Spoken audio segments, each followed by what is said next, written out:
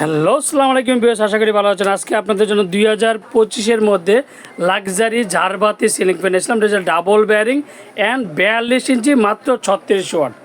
আর আজকে যে ঝাড়বাতিটা ফ্যানটা নিয়ে আসলাম খুবই চমৎকার অ্যান্ড 2025-এর মধ্যে রিমোট কন্ট্রোল ঝাড়বাতি প্লাস ফ্যান।